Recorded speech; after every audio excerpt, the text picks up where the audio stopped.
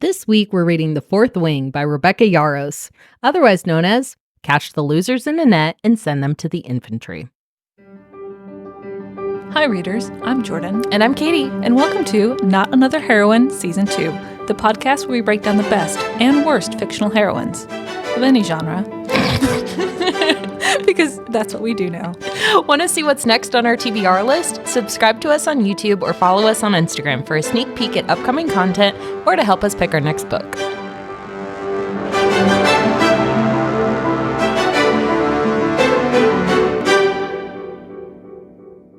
Okay, readers. A little while ago, we did an episode we titled DNF, and we titled it DNF The Fourth Wing. But we finished it. We came back, we circled around, we're like, all right, we're going to do this thing. So many people like it. There's got to be something in here to like. Yeah. But boy, was it bad. We are going to open this episode, though, with a little caveat. So I know a lot of people love this book. I know, there's a reason that it's a national phenomenon.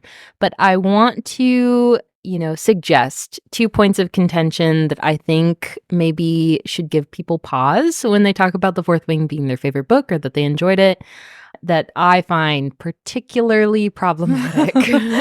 You're so very delicate when you're announcing this. I'm trying to be calm. So, if you love this book, you can just listen to this tidbit and you don't have to listen to the inevitable rant fest that will happen immediately following.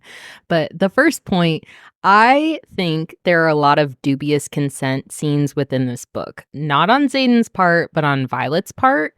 I wasn't triggered by it, but I found it very kind of yucky that there are points where Xaden very blatantly is like, we shouldn't do this right now, or I don't want to talk about it right now, or I don't want to take, advantage of you because you're in a kind of questionable state of mind. And Violet just pushes and pushes and pushes, and then he kind of gives in. And I think if the gender roles were reversed, that would be super rapey, and everyone would be like, this is a really questionable, horrible book, what the fuck? But because it's Violet who's the perpetrator, we kind of write it off as just romance. And I kind of think that maybe is not a take that we should stand for in the community. Very reasonable. Yeah. So just a little tidbit. And then the second one is revolving this kind of hypersexualization of women in the military. And you're probably like, but it's a military romance. I totally love military romance. I get it. But my problem is there are moments within the book that are meant to be professional settings. They are in classes, they are in training, and Violet takes this really hypersexual, almost predatory view of Xaden during these moments. And I think it kind of colors this sort of stereotype of women in the military as always being hypersexualized and being maybe, the cheating partners in some of these. And I just think it kind of puts women who are in the military or service members in this very awkward position where everything they do is now colored in tones of hypersexualization. And it's I'm just trying to do my job, man.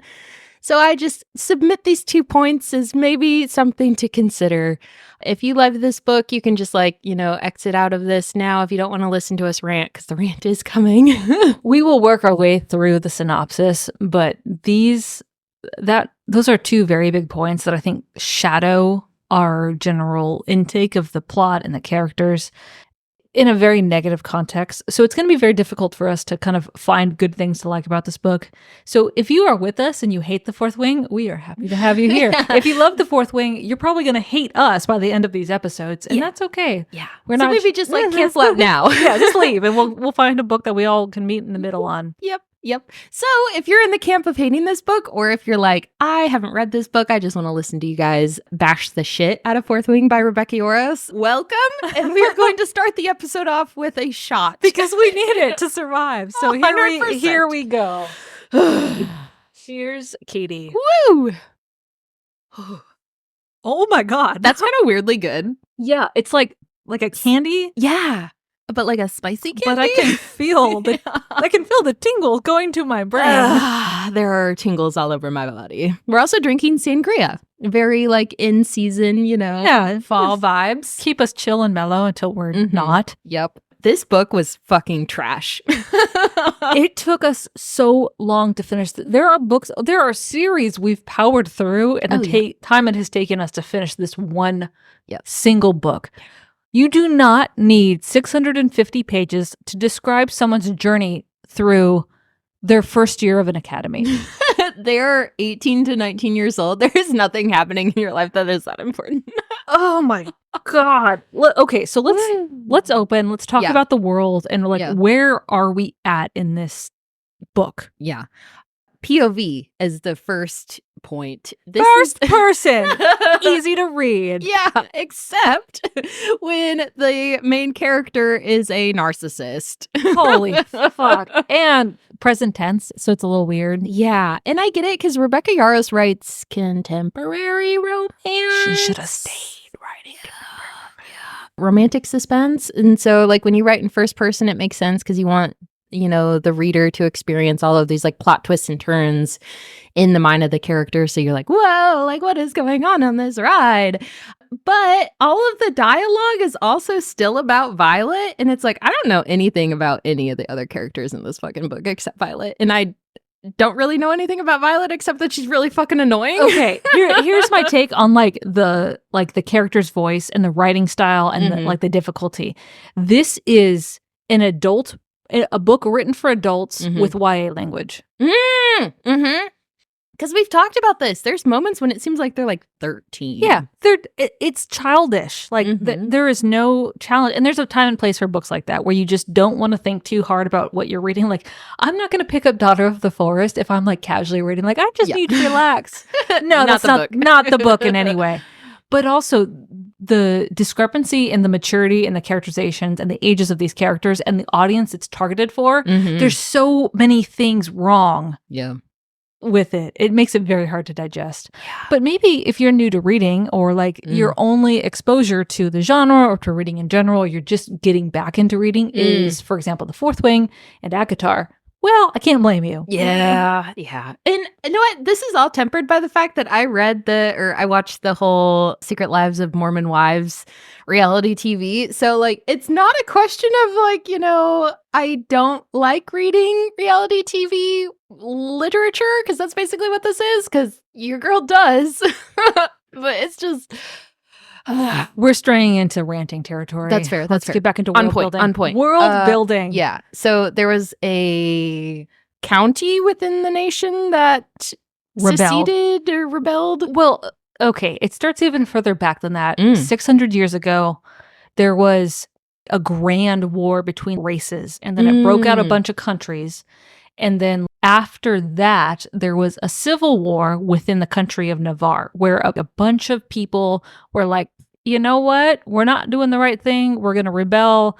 And they were defeated as a rebellion. And so it's kind of a dark time in this country's history. So all of the rebels were executed, all the officers and aristocrats and military leaders, and their children that were left behind were also punished in a certain sense of the way. And then this world is populated by dragons. If you don't know that The Fourth Wing is about fucking dragon riders, what rock have you been living under? Yeah. And also griffin riders. Yeah. Fucking weirdos. Which, like, griffins are half eagle, half lion. Okay. Add that to the repository. Think of a hippogriff. Okay, yeah, that's what I imagined. But a lion body instead of a horse. Oh. I don't know that I like that. It's a little weird. Okay. Sorry. Also, this whole like explanation of the history, I got more out of Jordan's synopsis than because I didn't know really the first bit.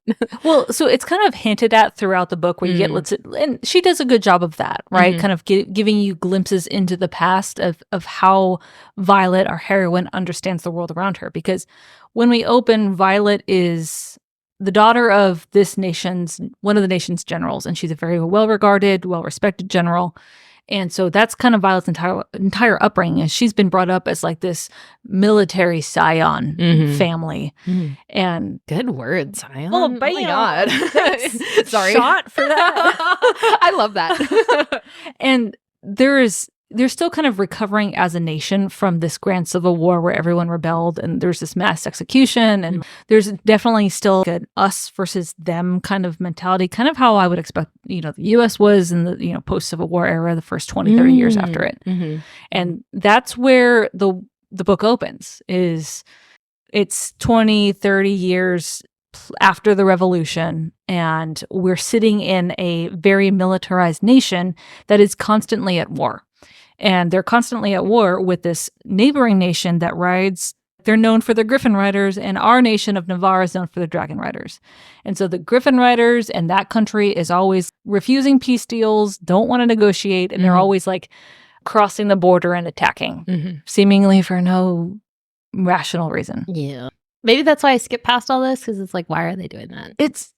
And to be baddies. And you understand, if you actually finish the book, why all of this is going on. Yeah. But that's kind of Violet's understanding of the world around her is like, oh, we're at war with country X who rides griffins.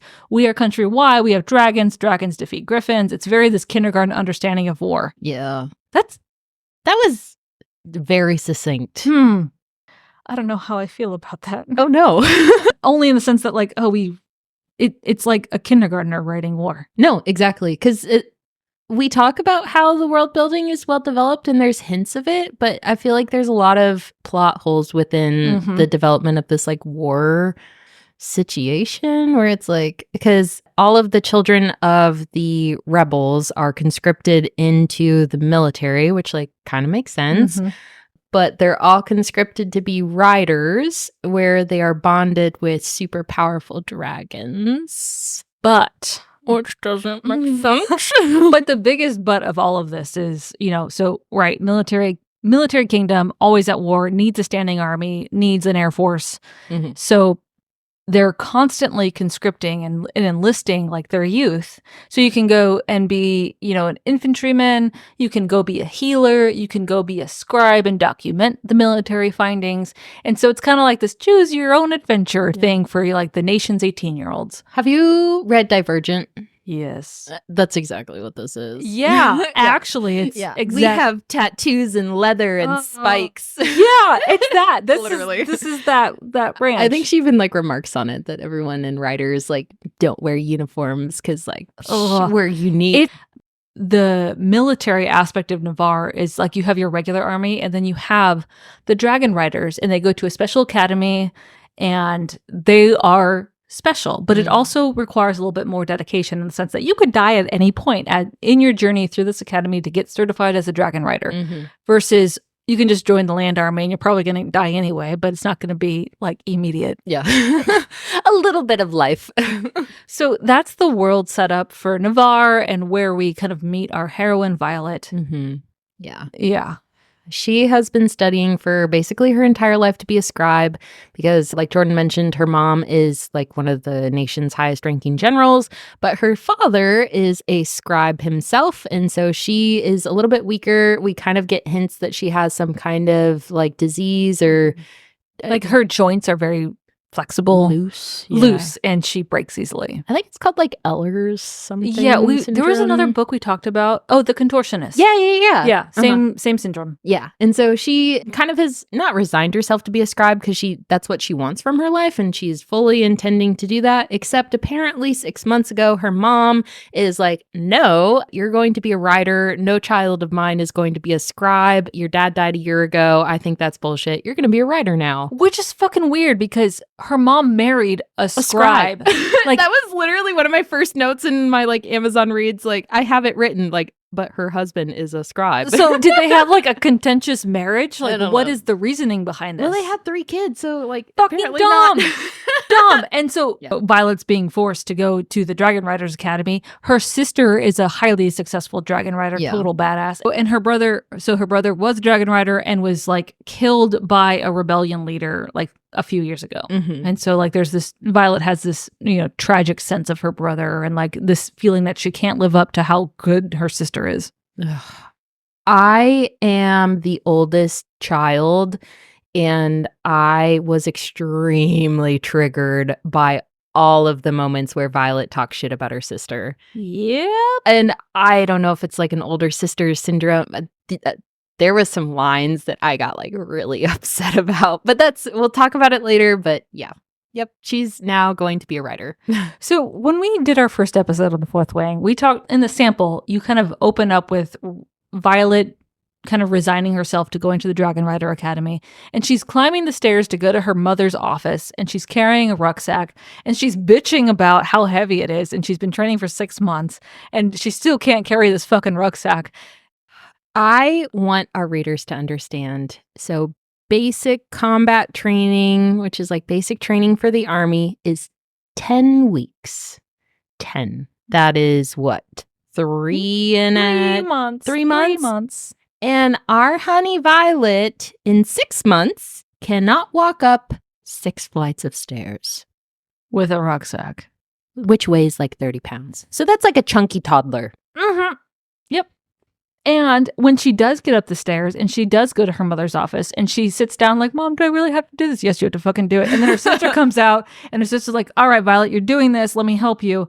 And her sister takes this rucksack and opens it and it's filled with fucking books. Like, girl, you are an idiot. Yeah, and this is okay, sidebar, Violet is dumb. And I know she's flagged as this, like, clever, intelligent heroine. Like, I'm weak but smart. But no, you're not, because she keeps making these dumb decisions where it's just, you're not smart. You just memorize shit. You're not processing the world around you. If you were truly processing the world around you, you would process the fact that, oh shit, I'm going to a military academy. Maybe I should bring a fucking library with me. Yeah, because she also knows about the next scene, which is the parapet. Like, her sister walks her up to the first day. She's gonna carry books across the parapet like a God. goddamn idiot. Like, oh my God, no. And she knows exactly how many people die on it each hot time. and sweaty. I can't handle this. So, yes. anyway, Yep. her sister rightfully throws all, like, for all of you girls out there who are like, oh, she threw the books away. Good. Yeah. She would have died immediately. Yeah. Well, one, they're hard to pack. Have you ever carried a backpack full of books? No, it doesn't balance, right? No. Yeah, my arms are always dying when I leave the freaking Barnes & Noble or Half Price Books. So, your girl knows. So we need to tone ourselves down. Sorry. Okay, we're breathing. So Mira is the sister, right? Mhm. So Mira takes all the books out of her knapsack. She's carrying a lunchbox. And so Violet throws a little hissy fit, but she's like, yeah, you're right. And so Mira, thank God, like this is the older sister. This is the character I wish I had read, was Mira's perspective, because she's like, hey, I made you a vest. It's made out of my dragon scales. It will protect you because you're a weak little bitch. But like, honestly, like, why don't they all have these vests? I know. Like, if dragons shed their scales, why not? Yeah. It's dumb. Yeah, because it saves her life like Several at least times. 5 times. So Mira gives her the dragon scale vest, and then she's like, all right, those boots are dumb. You need to put on boots that are not going to skid and slide across the parapet. Yes. So she makes her, wear different boots. And then she says, all right, I love you, little sister. You're going to do great. I believe in you, which, again, I love Mira as a character because she's like, yes, you're weak, but you can do it. I believe in you. You just need to be smart about it and have the right tools. Which, because that's one of my biggest beefs with this book, and we don't have to get into it now, but there's this like continually gaslighting that happens where you're told something in the description of events, and then she has this inner monologue that completely goes against whatever just happened in the actual action scenes, and you're like, am I being like gaslit right now? Like, what? But it's like, Mira's like, okay, you're weak, but you can do this because you're smart, and like, totally valid. But then we get these like fucking one-liners about like, oh, I'm so weak, but I'm really fast. Oh, I can't do this, but like, I have to because I'm amazing and I can walk across this parapet, no problem. And my siblings have done it, so I can do it too. But then it's like, but I'm so weak. It's like, what the fuck is happening? It's such a poor characterization. Okay, whole Mira's thing. All right, here's some great boots that'll keep you across the parapet. You're smart. You can do this thing. And then what does Violet immediately do? She goes up to the parapet. She's like, oh, I'm making friends. Oh my God. Yes. You know what? I feel bad for you. She looks at another girl's boots. And randomly. She doesn't even know this bitch. They had like a one-line interaction. And she's like, oh, I think you're going to fall off the parapet. And by the way, readers, we haven't talked about the parapet. So this is one of the many dumb things in this book is it's like a plank. Yeah. So, in order to get into the academy, like your entrance exam is to walk across a fucking sky bridge with no handrails, and it's like 2 feet across, 1 feet, and it's like 50 to 100 feet in the air. Yeah. I don't know how long it is. It's long enough. Yeah. But basically, about 60% of the people that walk across the parapet fall off and die. And this kind of is a circle back to what military nation that is constantly at war is going to waste that many lives on a stupid entrance exam? No, they're not going to die. Have a fucking net, catch the losers, and send them to the infantry.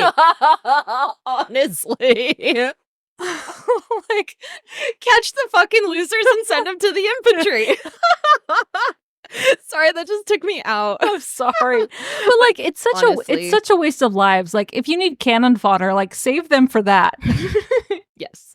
So yeah, this is what Violet has to get through to get into this military academy. And so as she's waiting in line to like give her name to the attendant and be like, I'm walking across the parapet, she sees how do you say this Rhiannon. name? Rhiannon. Shout out to Fleetwood Mac. Continue. Thank you, Katie. I'm surprised you got that. Well done. I'm a song junkie. And so she's talking to this girl in line. There's another guy in line, and they become friends in the moment. And she noticed the name again.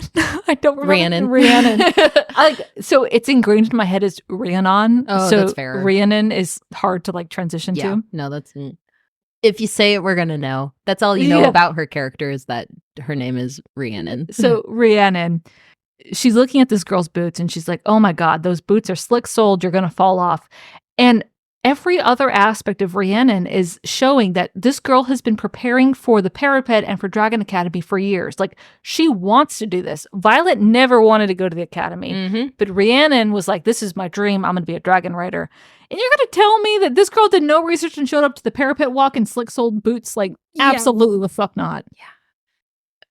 I never considered that, but like, it's like, kind of showing up in high heels and being like, oh no, it's like you prepared your entire life for this, but I never thought about that. Rhiannon, why the fuck are you an idiot? It's because every other character is designed to complement or be a foil for Violet. There's no thought to the other characters. Pew pew. Because yeah, holy shit. Oh my god. Wow. So, yeah, what does Violet do as a solution? She gives her one fucking boot because walking across a parapet in uneven soles makes so much sense. You're so worse than just wearing the shitty boots. You're so smart, Violet. Oh my god, so clever. And such a good person for sharing your shoes. Oh my god. I'm getting more and more triggered. I am going to take my shirt off. I am too hot for this. We have Jordan stripping. Oh my god.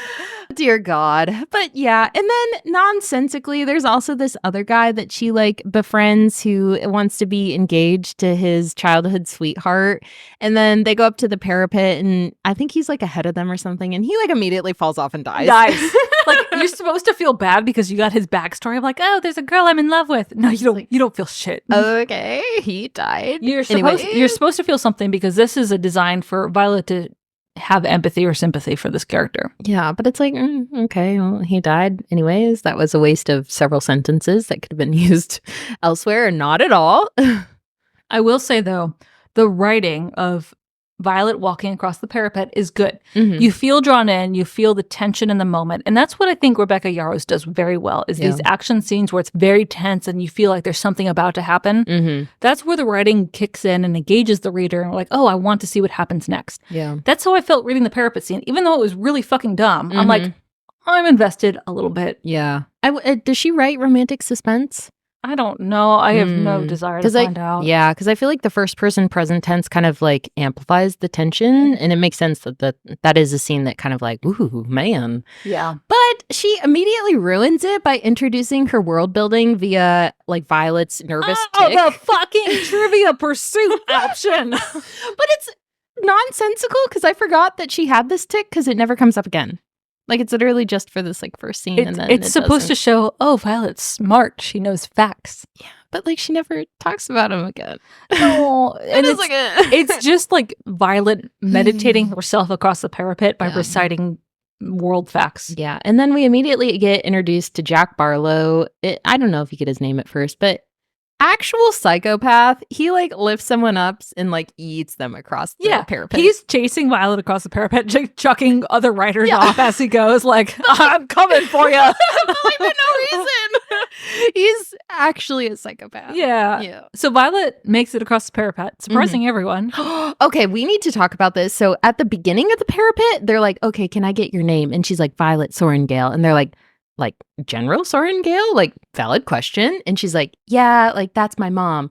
And then at the end of the parapet, they're like, can I get your name? And she's like, Violet Sorengale. That's Sorengale. It's like, you are the single most pretentious person I have ever met in my entire life. It's a valid question. Like, my commanding officer is your mom? Like, that's something I would want to know. Like, you don't have to be a bitch about it. Like, fuck yourself. Wow.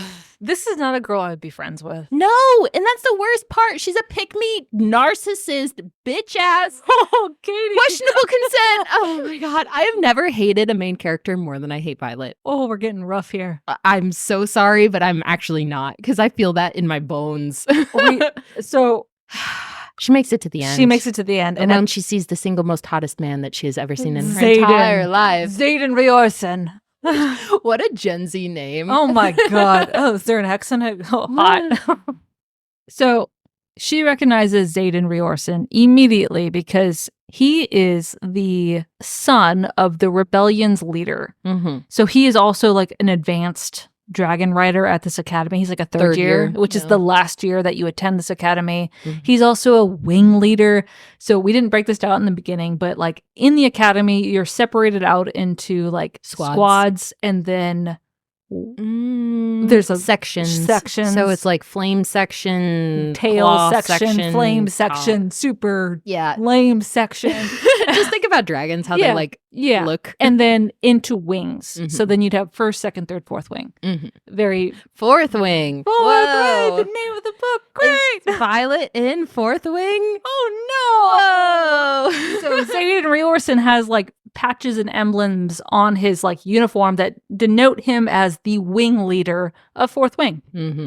And he's also got like a tattoo-esque type marking that like denotes him as like a rebellion child, because when the rebellion happened and all the children were like taken away from their executed parents, they were all marked with like tattoo type situation, dragon flame, which is like a rebellion mark, which is what they call them. And it's very visible to, you know, immediately upon looking at them. And it manifests for each person in a different place. Yeah. So she sees Xaden. She's like, oh, this dude probably hates me because my mom killed his mom and dad. Yeah. Which valid. There's some baggage there. And there's this weird, awkward tension where Xaden's like not being super mean to her, but just treating her kind of like, well, But Violet is convinced that he is going to murder her at his first opportunity. So she gets out the parapet and she turns around and she's about to give her name. And then Jack Barlow, the psychopath, just also finishes crossing the parapet, but doesn't step off of it. So there's 2 steps down. And so he's about to stab her or something. And so she weirdly pulls a dagger and like points it at his penis. Yeah. I am going to make you a eunuch. And he's still on the parapet, so he technically hasn't finished the entrance exam yet. And so everyone's standing around watching Violet like hold a dagger to his nuts and then recite the rule book. He's like, according to section 3, subsection 4, if you're not actually into the academy, I can kill you and not face any repercussions. But as soon as you step off this parapet, you can't kill me, except if I'm in these awkward circumstances, exceptions. And then Xaden in the background, she's right. But could you imagine if someone quoted a rule book to you? I'm fine. But yeah, so a weird little flux is why she's not murdered by this actual psychopath. She lets him off the parapet. He's bitter and is going to kill her eventually. I'm going to kill you eventually. I'm the evil villain in this story. Walks away, fades into the dark. Yeah. And so her bestie, her new bestie, Rhiannon, also makes it across. Oh. But like somehow halfway across, like Violet injures herself or something, like sprains an ankle. Yeah, I think she like falls and then like gets back up and she's like, oh no, my ankle. Yeah. And then so she sees Xaden at the end, and then also she sees Dane. Let's talk about Dane. Apparently, they had grew up together because his dad is a colonel and her mom is obviously the general. So they spent their whole childhood together. He has always wanted to be a writer. She always wanted to be a scribe. And he sees her and he's like, what the fuck? Why are you here? Go with your books, bitch. Yeah, I'll come find you later. Because, yeah, the whole like next scene is basically like, are you okay? And like he's like kind of babying her. And we kind of get that Violet has had a lifelong crush on him. It's the whole like friends to lovers is what she's hoping is going to happen now that she's in the writer quadrant. Except he's immediately like, I have a friend that can sneak you out. Nobody's going to know if you like disappear right now. I can get you to the scribe quadrant. You can live out your dreams, the thing that you wanted for your entire life. And Violet, somewhat nonsensically, is like, no, I am meant to be here. I can do it. See, it's even cringy as I'm saying it. Yeah, it feels even worse because she goes from like dreading this parapet walk and not wanting to do it. I want to be a scribe to like she makes it across the parapet and suddenly she wants to be a dragon rider. Dumb. Girl. So for all the readers, I know there's probably not very many of you who have not read Fourth Wing, but just here's your picture. Dane is a golden retriever and Xaden is a German shepherd. Yeah. Both like weirdly overprotective at times that are maybe not entirely appropriate. Yeah. So she makes it across the parapet. Dane like scoops her up in his arms. He's a second year. He's the squad leader. He's got a little bit of power over her, and he like carries her down the hallway to his room. Yeah, I forgot. Like, so he can. Like, you guys have places to be. Like, again, let's put this in the right setting. This is a military academy. This is a professional setting where they send 18-year-olds off to go learn war so they can battle other nations. And this second year, who very much cares about his position as a squad leader, who wants to be a dragon rider, forsakes it all to be seen carrying a first year off the parapet. And because of a relationship or non-relationship, like there's so many inconsistencies. Yeah, that's what I mean. The gaslighting. It's because you get evidence to the contrary immediately. And then 2 lines later, we get her internal monologue that says something completely different than what you just experienced in the action scene. It's like you can't, you make a decision. She's either X or Y, and you don't try to tell me that she's both and then make me confused. This felt like a traumatic abuse of a relationship. All these people are still in high school, and this is just a junior ROTC program. Oh, yeah. Oh, that's embarrassing for them. Yikes. Yeah. Yeah, so Dane carries her off to his room, bandages her up, and says, all right, I'm going to make sure you're safe. He gets her and her friend Rhiannon assigned to his squad because that's not a problem. Also favoritism. Ew, just so many layers of issues, like people bending the rules. And like we all know that this actually happens in real life. People bend the rules and like get their people and where they want them. Like nepotism. I get it. But like if you want to convey like a professional academy that's been functioning for, centuries, this is not the way to do it. Yeah.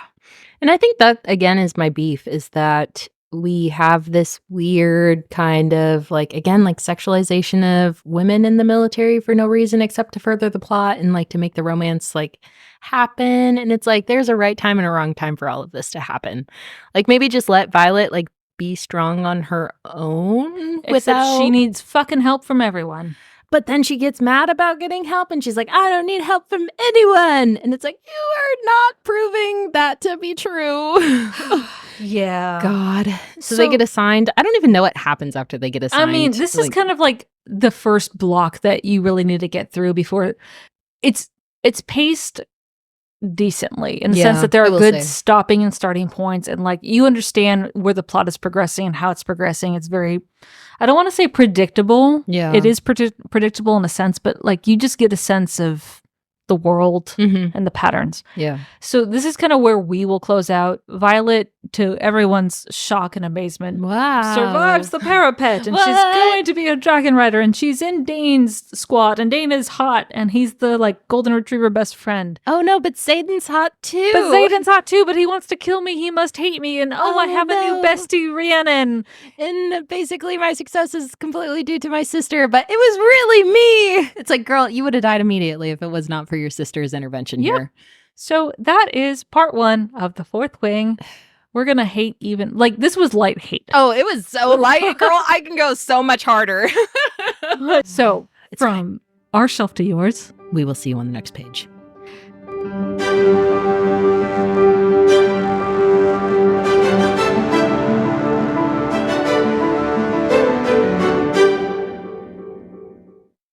Hi, readers. If you'd like to help us pick our next book, send us a message on Instagram.